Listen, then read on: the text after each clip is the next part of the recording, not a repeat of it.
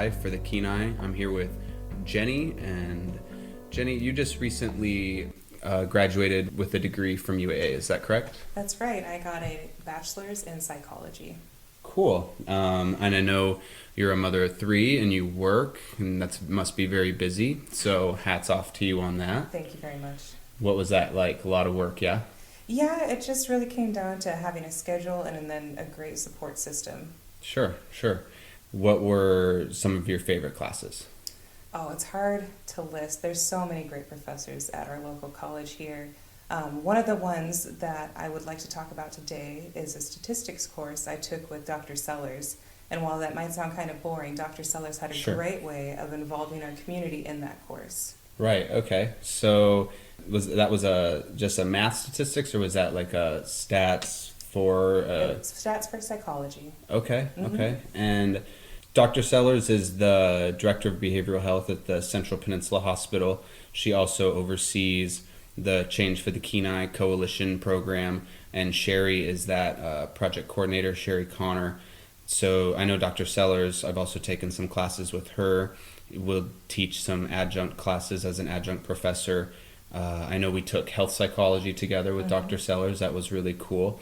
In the statistics for psychology course, in what way did she kind of involve like community information and that, what you Sure. were kind of going off of there? So right before our class happened, they had a drug take-back day for the peninsula, and we got to look at the data and kind of compile it, see who's bringing their medications back, kind of look at the ages of who's coming in, and overall see how much is collected in our community. Cool. So the drug take back, was that, I believe that's part of a safe disposal of prescription medications, right? Right, it's part of a program called Safe, Safe, Safe. And that's mostly what we would like to discuss today. Safe, safe, safe. This is all involving prescription medications. I know you gave a great presentation on safe disposal of medications, but that is kind of one part of the three prongs of the safe, safe, safe. And I believe that first part is safe to use, the Right. second part is safe storage, and the third is safe disposal. When we talk about safe use of prescription medications, what does that mean? It's listening to your doctor, really. When you're getting those prescriptions, you need to know how often to take it. You know, do you need to take it with food? Is there anything you should avoid when you're taking it? One of the jokes that we hear often is we think that heavy machinery means don't operate a forklift after you take your medication, but really it could be don't operate your car. Sure. So paying Yeah. attention to the side effects and how they affect you.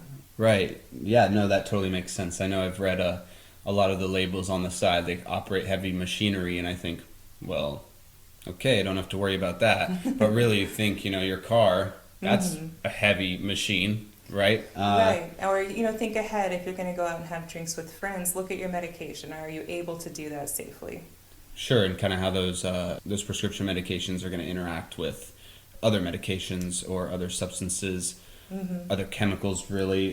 Another thing to keep in mind, if you go to two different practitioners and you get your medicines from different places, really being clear about what medicines you're on. That way you're not having conflicting medications. Oh, sure. So kind of having a good knowledge of the prescriptions that you're consuming, because I think some people will go to one doctor for some area of their health care and go to another doctor for another area of their health care. And that's not necessarily wrong or necessarily bad, especially if you're seeing specialists in some areas.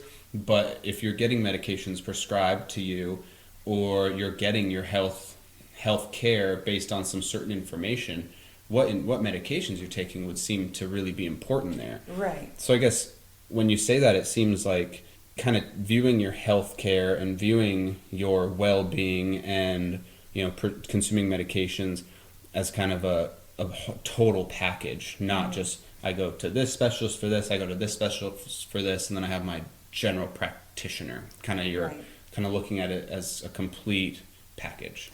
Yeah, exactly. I mean, it's one thing to keep track of for yourself, but if you're trying to keep track of for family members, say elderly parents or children, that's a lot of people to be keeping their medications on track. So something that they could do to keep track is apps or devices. Different apps allow you to list all your medications and put in the times that you need to be taking them, what days of the week, what time of day.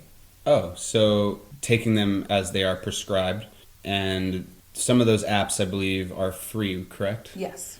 And some of them have like different reminders of when to take them, maybe even when to get a refill. I think I was looking at some earlier, and you can build multiple profiles, so you can kind of have, if you're kind of the head of your household or somebody with children, or even maybe your significant other, just kind of having some different reminders on there. I know at times when I've been on antibiotics or other medications, it's kind of like, wait, even just one a day. It's like, wait, did I take that? And it's, you're like, oh, I don't want to double dose, but I don't want to miss my dose. And then you're Googling, like, what's better, to double dose or miss a dose, Well, with some medications, like for example, birth control, you want to take it at the same time every day. That improves the effectiveness. So it really matters. And having an app that can give you a timer. I believe the app you mentioned even had a reminder for when to get refills, so that it's not a stressful thing. You don't realize, I don't have any more, what am I going to do?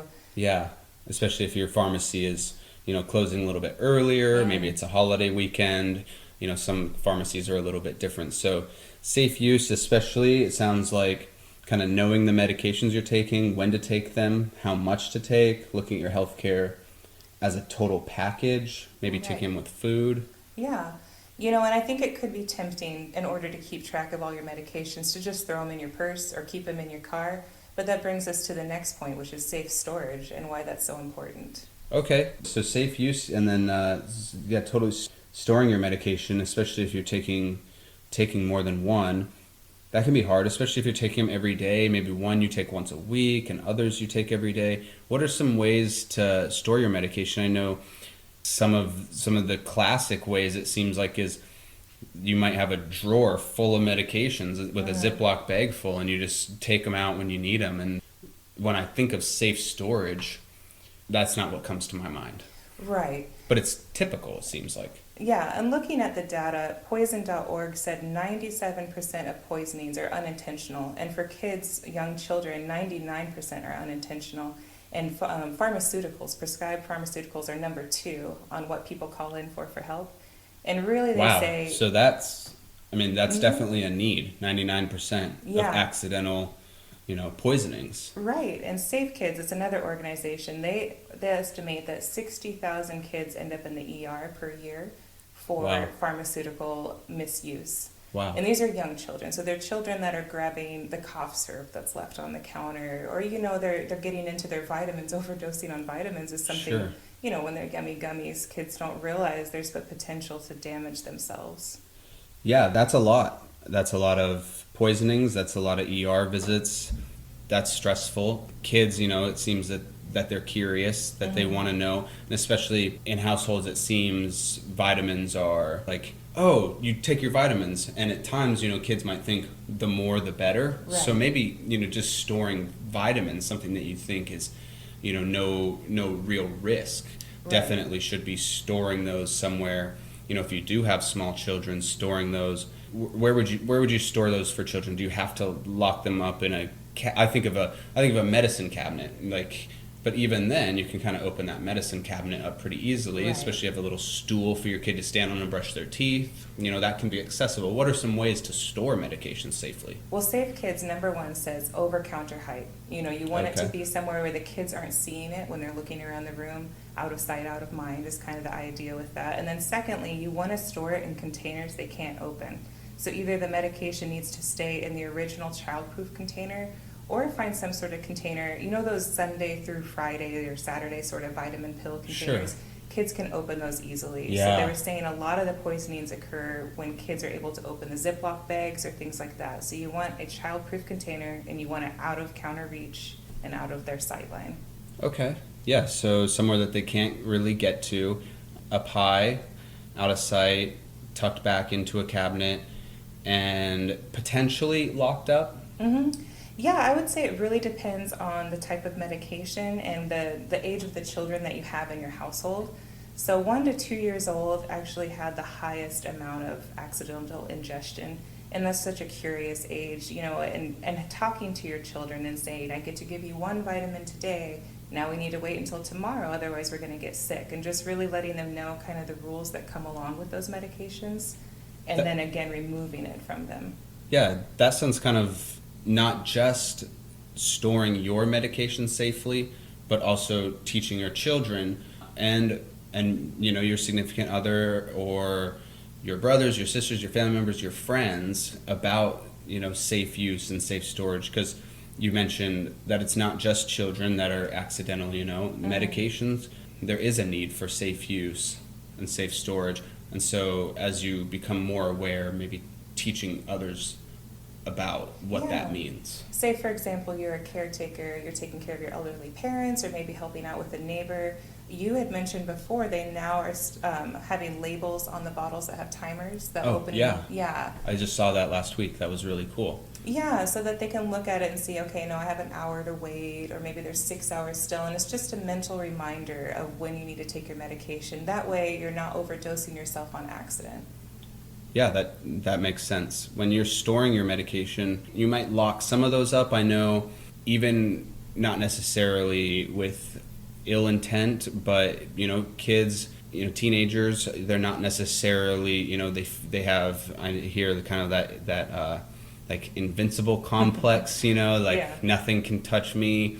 That's a really normal developmental stage, yeah. Sure, and I'm sure you covered that in some of your psychology, so maybe like a development class, like a lifespan development. Absolutely. And that impulse control isn't fully developed, and as you think that prescription medications, they seem, pharmaceuticals, they seem pretty safe, not necessarily messing with like a street drug perhaps, but they can be equally as dangerous if misused. Yeah, say a parent gets injured at work and then suddenly they have a need to take painkillers. You are putting your household at risk by bringing it into your house, but there's ways to prevent that. Having it in a safe where you and your spouse know the combination, but maybe not your teenage child, just because they are at an age where there's more risk-taking behaviors. Sure.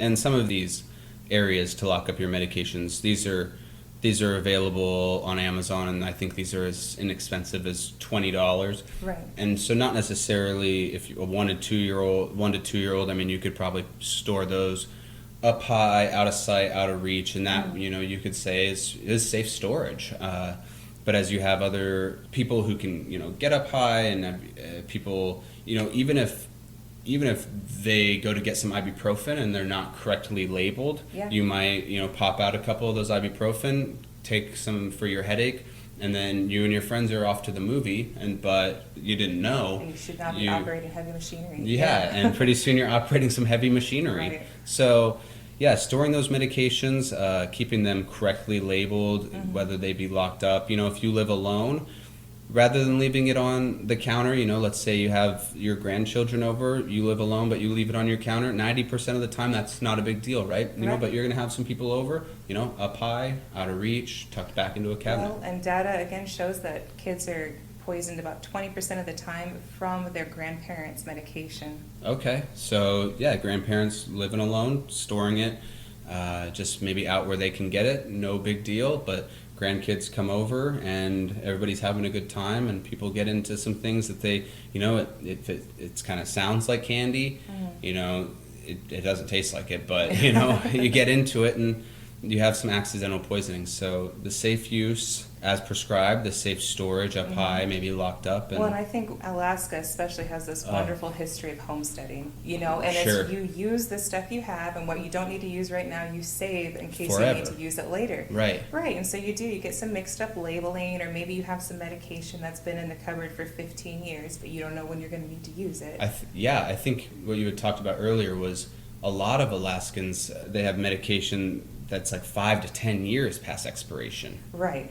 And the thing with medication is it's not going to stay in the same state forever. Sure. So it is chemically composed. Over time it's going to change. The side effects may change, and it might not, work for you the way that you want it to, and it can accidentally hurt somebody. Yeah. And it makes sense, that homesteading culture, that especially if you're in a rural environment, it's hard to, access healthcare all the time, Right. But understanding, when those expire, maybe if you have an app or you have some way to know, like, oh, I need a refill, or if you're, checking your medication, when you need a refill, you can be a little proactive in that, and you don't need to store it for 5, 10 years past its expiration date. Most of our Alaskan communities now have access to healthcare of some type. Sometimes there's travel involved or something, but there is access to medications that you can get regularly. So that brings us to disposal. Before we thought, let's flush it down the toilet, flush it down the sink, grind it up, bury it. There was a lot of different ways we took care of these medications, but we're finding those ways aren't sufficient. Yeah, I think when I was a kid, I don't think it was just flush it down the toilet, that's a great idea. But if I'm honest, when I was a kid, I think like some things went down the toilet or, thrown away in the trash. Right. I mean, if you're going to get rid of something and you don't want it anymore, it's kind of in the trash or, flush down the toilet, why can't I flush it down the toilet? Well, studies are showing that now our water, not necessarily Alaska water, we're pretty protected here so far, but say, for example, outside of Washington, they're starting to see that water is now having antidepressants in it, different medications that you don't want to be exposed to. And not only that, the fish they're catching in those areas are showing the same drugs within themselves. So it's getting into the food we eat, the water we drink. A lot of these medications that aren't prescribed for us, we wouldn't go into a home and take them. I mean, we wouldn't go into our own home and consume them. They're not, we don't even want them. Right. But you want to be able to give your consent for medication, not accidentally ingest it. That makes sense. And then as far as just throwing it away, they're starting to see there's a lot of animals that scavenge at dumps. And then if you're having these scavenger animals eating these medications, again, you're getting into animals, maybe some that we eat, maybe some that we don't, but we want to protect, such as our eagles. You see those at dumps all the time. Right. And so we just really have to be careful of disposal methods. But thankfully, there's several places now that you can safely dispose your medication. There is the Kenai Public Health Center. They carry disposal bags that are specially made for this. Okay. There is a different place that you can dispose of at the Kenai Police Station. They have a drop box. You don't have to talk to anybody. You just walk in and dispose of your medication. There's the drug take-back days that Soldotna Pharmacy does. I believe the next one coming up is October 27th, and that's going to be from 10 a.m. to 2 p.m. Okay. So for disposal bags, you said we can go get these disposal bags, and I don't know all of the necessarily the science behind it, right? But I think there's an ingredient in there that kind of breaks it down to where a lot of those chemicals are no longer like active ingredients, so to speak. They become a little bit more neutral. So these disposal bags, I think you said Soldotna Professional Pharmacy. That's another one of them. And then there's also the Change for the Kenai. It's right near Soldotna Professional Pharmacy. It's located in Serenity's intake office, and both of those places are on Binkley. Great. So Change for the Kenai, that's Serenity Intake Office on Binkley in Soldotna. Soldotna Professional Pharmacy, that's really close by on Binkley as well.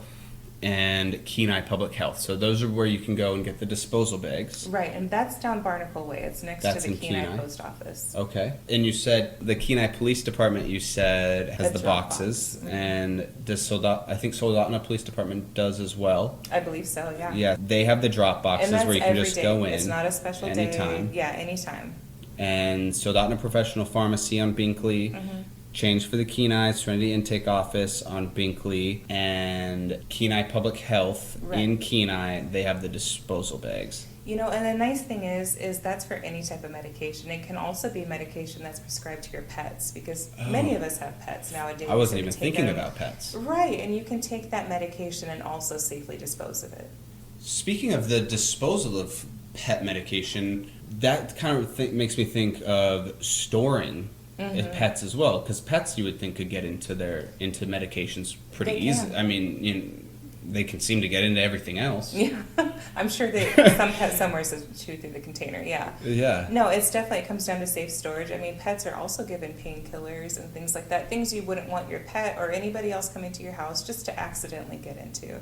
Or maybe even yourself. What if you confuse your antibiotics with your pet's Valium? Like, that doesn't sound like a good day right there. No, does not sound like a good day.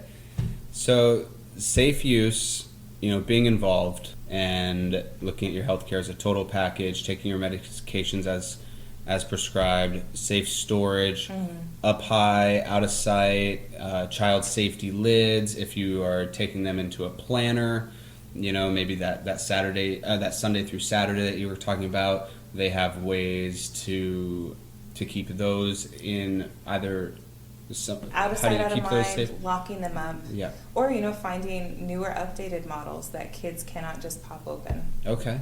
I think they have a lot of different models on those. Some of those as well, they have, I think, timers and reminders on them. And the disposing with either those bags or dropping them off. And that's the safe. But I think we could actually add 2 extra safes on there. You Okay. get safe families and safe communities when you take care of your medication. Yeah, totally. That safe use, safe storage, safe disposal. And then you have, what'd you say again? Safe families and safe communities. Yeah. And that's all around prescription medications. And this is Eric. And Jeni. And Jeni, and thank you so much. I think you brought a lot of good information. This is great. This is you and I for the Kenai.